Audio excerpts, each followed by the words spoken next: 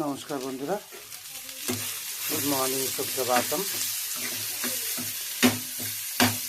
শুভ সকাল। আজকে রান্না হচ্ছে কুঁদরি আর হচ্ছে গাজরগুলো আমি গোটা গোটা আগে ছুলে নিয়েছি হালকা করে, তারপরে গোল গোল চাক চাক করে ভালো করে ধুয়ে গোল গোল চাক করে কেটে ঝিরি ঝিরি করে আলুর মতো কেটেছি, আবার ধুয়েছি।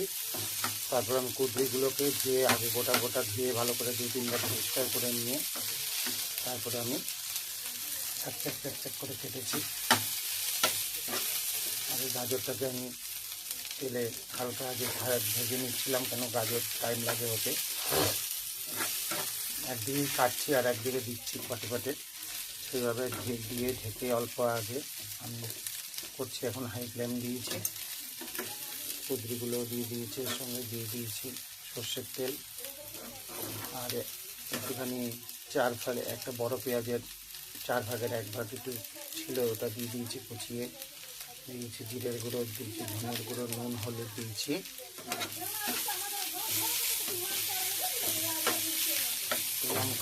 কাঁচা লঙ্কা দিতে পারলে খুব ভালো হয়। একটা কাঁচা লঙ্কা দিয়ে এটাকে আমি হালকা মিডিয়াম হাই ভেজে নেব।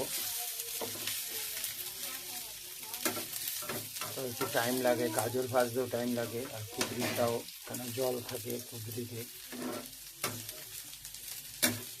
তো আমি ঢাকা দেবো না, ঢাকা দিলে প্রথমে একটু ঢাকা দিয়েছিলাম, ঢাকা দিলে হবে কি জলগুলো আবার এখানেই থেকে যাবে, জলগুলো উঠুক।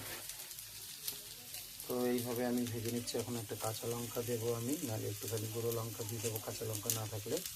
এইভাবে আমি কুঁদরিটা ভেজে নিচ্ছি। কুঁদরিটা খুব ভালো, খেতেও ভালো লাগে একটু ভাজা করলেই। ভালো থাকবেন, সুস্থ থাকবেন। আমার রান্নাঘর ফেসবুক পেজটাকে লাইক, শেয়ার, ফলো করবেন, পাশে থাকবেন, সুস্থ থাকবেন, নিজের আনন্দে থাকবেন, আর নিজের আপনজনদের ভালো রাখবেন, চেষ্টা করবেন।